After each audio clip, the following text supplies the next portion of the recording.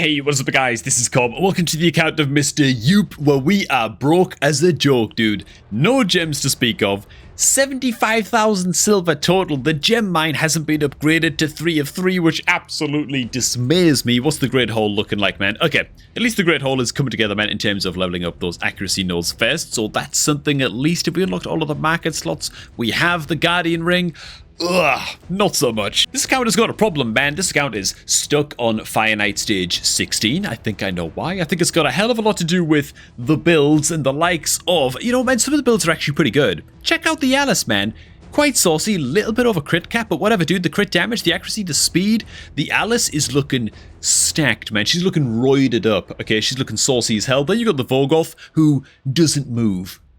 Not even a 100 speed Vogoth. Oh, God dog, man. We have absolutely no silver to spare on this account to actually rebuild any of these champions, and so I'm going to have to get very, very creative with how we are going to approach this account takeover, namely by building the Fire Knight team that Mr. Yoop should build on this account on my own account and demonstrating how it can work with proper builds. And I'm sure we're going to take a poke at a whole lot of other things on this account as well. Where are the shards?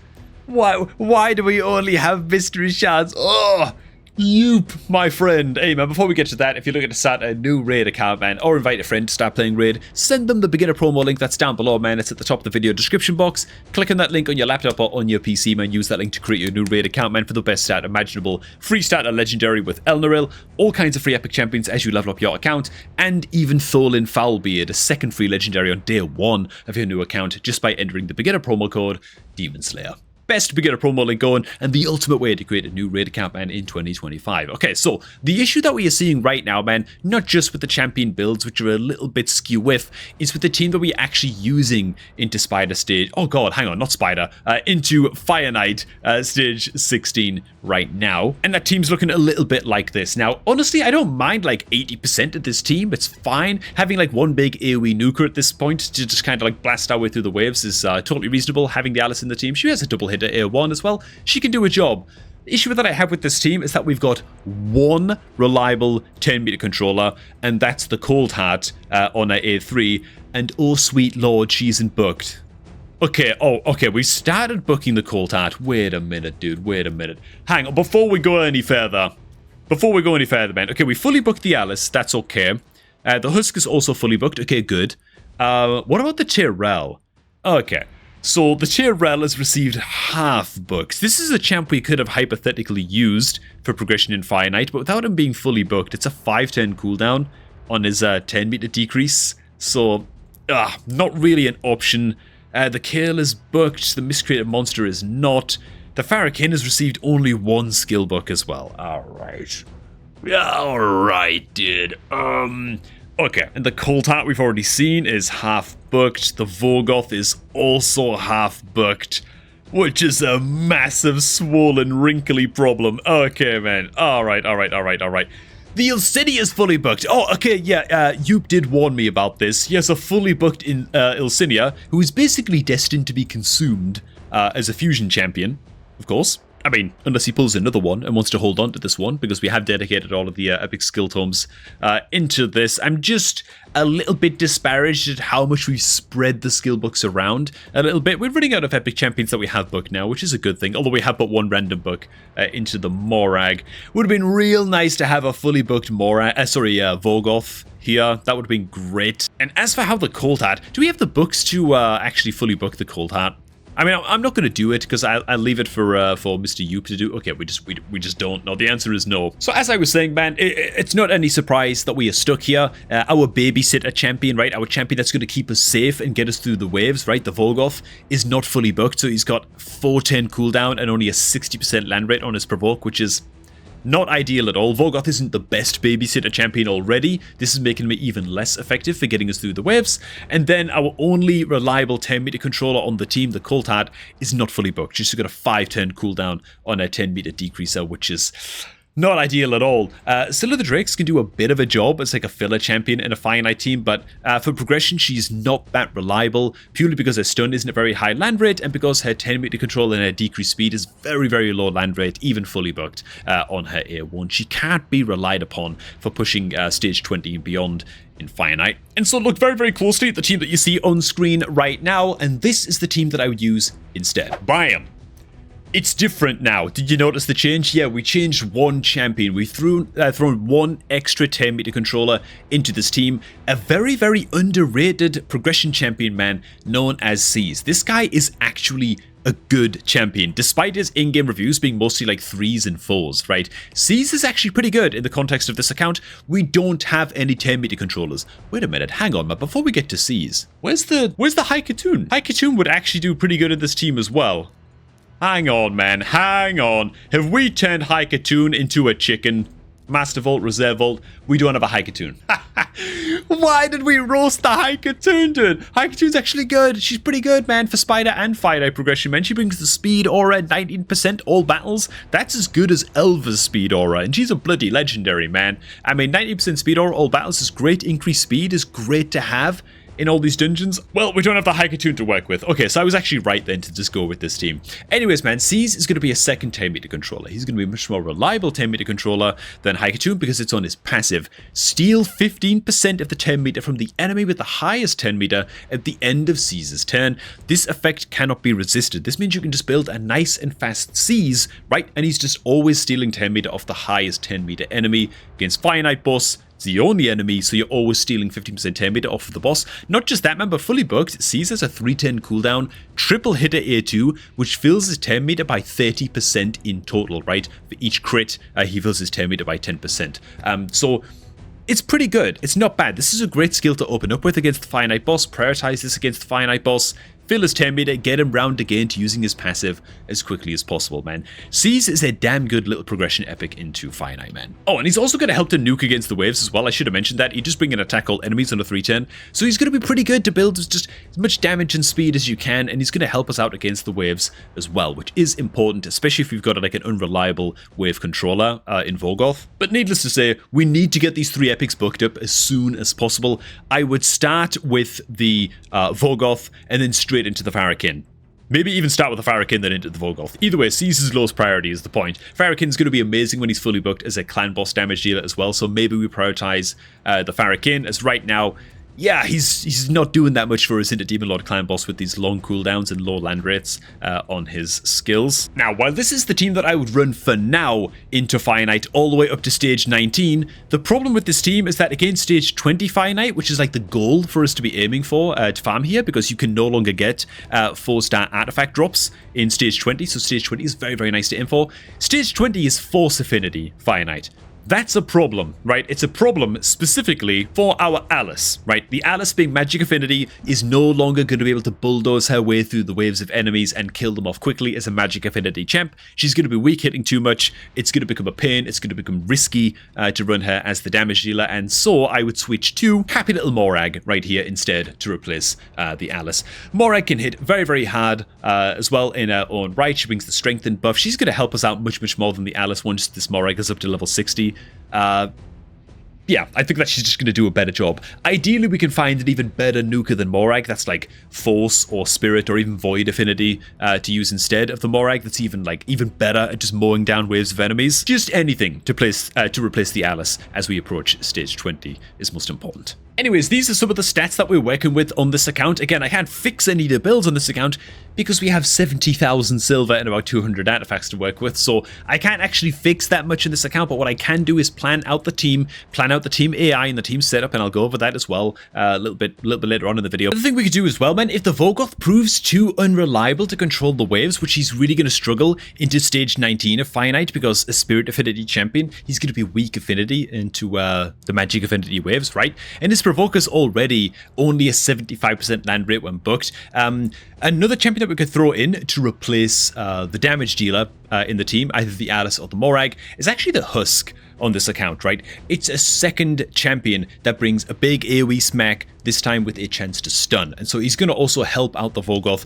with controlling the waves. It's going to be a slower clear as a result, right? This doesn't do that much damage to the waves. It's not going to be smacking like the Alice smacks against waves of enemies, you know? But it's surely going to be a hell of a lot safer. And so that's like another adjustment that we can make to the team if we look to farm stage 19 for a little while before we are ready to sort of graduate up to stage 20. I'm going to give you an idea of the stats that we're working with on this account. So the Vorgoth is very, very misbuilt. He needs about 180, 190 speed, really, to be activating as like a nice fast provoker, consistent wave control against the waves of enemies.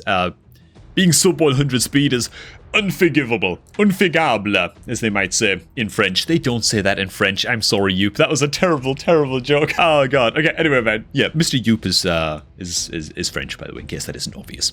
Anyways, man, we've got Alice here with a very, very good build. 180 speed, very nice. Her defense is maybe a little bit overkill. Her attack 3400-ish. Crit rate is decent. Crit damage, quite impressive. Not too bad, man. I'm showing you these stats because I'm about to rebuild these champions with something similar to the stats that you see with this team right now on my own account, right? So the Cold Heart, 186 speed, 2400 attack, crit damage just shy of 200, crit rate about 70, which is about what you want for a Cold Heart, man, so not too bad. The Farrakhan is also very, very misbuilt, very, very low speed, and so I'm not going to be building my Farrakhan like this on my own account, and the Seas is not built at all, understandably. Now, let me go ahead and switch accounts real quick to my own. So for the champs that I'm going to be using on my account, here's the Vorgoth. No accessories, as you can see. I do have him in a reflex set, which I quite like on the Vorgoth, so I'm just going to leave him in that, I suppose. It's not particularly remarkable gear, but he's like 190 speed or something like that. The Morag, I've also peeled the accessories off of her as well. As you can see, the Cold Heart, I've pulled a couple of accessories off her also, just to dial her down a little bit. One difference to the Seas is that we're going to be running an Armiger on this account as a stand-in, like instead of the Seas. It's going to be the Armiger. He's running pretty fast, like 230 speed. And we're also going to be using a level 46 5-star Farrakhan, who yeah, also isn't booked, actually, so that's actually a good thing, man. That's like pretty comparable to what we are running on Yoop's account, at least. And now here is the team in action, going all up and on into stage 20 with our beefed up Armiger in there as our stand-in for Seas. I will say that the Armiger is probably the best build champion out of everybody. I just pulled him out of the vault and just shot him into the team right at the very end before we queued this thing up. So he is running at like 240 speed, you know. He probably doesn't have to be quite that fast, but just a heads up that he's running quite quick as our Seas replacement in the squad. Now, obviously, one of the issues that we're going to have is that the Vorgoth's provoke is not 100% land rate, and so it becomes quite important that you have a full team of level 60 champions. If you don't and the provoke fails to land on a couple of enemies in the wave in a team like this, well, you're going to be in hot water very, very quickly, aren't you, man? With level 50 champions, probably going to die quite fast to the stage 20 waves if you're not careful and the provoke doesn't land on too many people. So having a full team of level 60 champions, quite important if you've got the Vorgoth on side, of course. Down goes the first wave, though. I'll also mention as well that Vizix the Unbowed, Vizix the free login reward legendary champion that you get after playing the game for 9 months, is a fantastic upgrade to the Vorgoth, right? She brings a 100% land rate provoke. She's void affinity, meaning she works into every single stage without ever risking weak hitting into enemies, which is great. And she also brings an AoE decrease speed and like ally protect and stuff as well. And she brings 10 meter steel on her A1 as well. So she's great once you get to the finite boss too. So she's just a Vorgoth on steroids in the case of keeping your team safe in dungeons, right?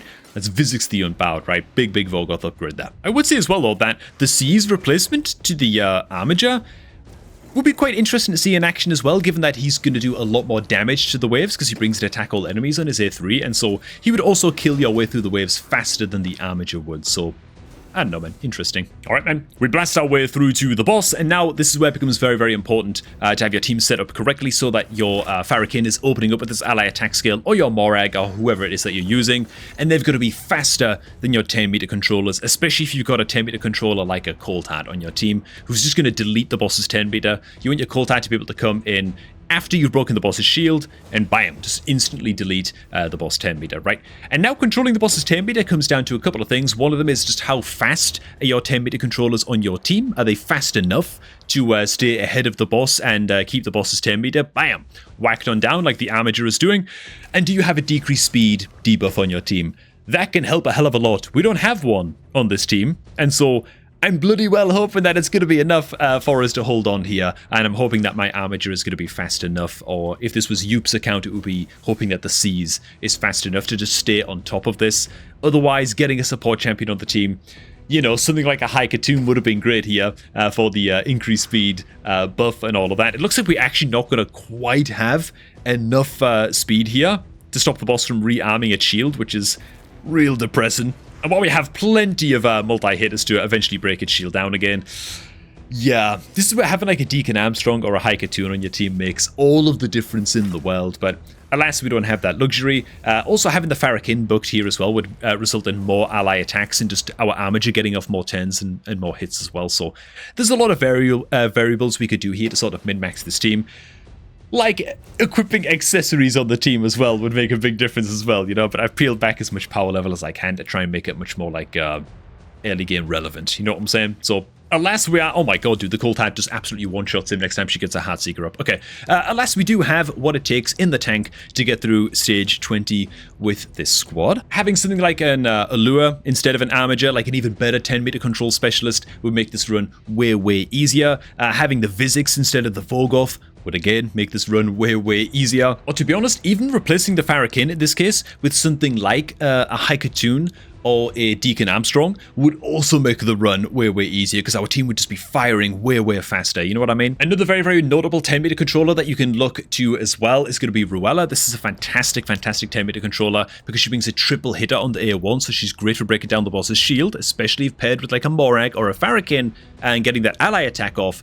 It also steals enemy 10 meter on this A1, which is lovely, and then she brings a triple hitter A2 as well that you can also potentially open the fight with to place decreased speed 30%, which is a huge, huge deal. And now I'm going to go ahead and just re-equip up the Morag, get her back up to full strength for one final attempt. Same with the Vogoth as well. Let's get his accessories back on. Before we do, this is what the team instructions look like for my run, at least. We've got the Vogoth prioritizing this provoke against both of the waves, then it's disabled against the boss. This is important because this is a useless skill against the boss. We'd rather he's just spamming his triple hitter against that one single target. The Morag, I've gone ahead and totally forgotten to actually disable her ally attack skill against the waves. I guess it doesn't matter that much because we have the Farrakhan coming in with his ally attack anyway, but basically you want your ally attacker to not use their ally attack skill, especially if it's on a super, super long cooldown at all, until they get to the boss, then have them spam it, and you're good. For the likes of your 10-meter controllers, for the likes of Armature, and for the likes of Allure as well, it's going to be a similar deal. Do not allow them to use anything but their 10-meter control skill once they get to the boss. You just want them to spam that over and over and over. And then depending on the speed of your Cold Hat, if your Cold Hat is faster than your ally attack champion, then you want your Cold Hat to open with her A1, right? And just open with her quadruple hitter to break down the boss's shield stacks, and then she can come in with the 10-meter control after the fact. However, our Cold Hat is slower than our Farrakhan, meaning that the boss's shield is going to be dead before she attacks, and so she can open with the A1, right? And so you're going to have to look at your own team speeds and figure out which strat is going to work best for you. And there you have it, man. Straight to the boss. What a difference a little bit of gear can make. So, of course, there are a bunch of substitute champions that you can switch in and out for the champs that we covered in this team.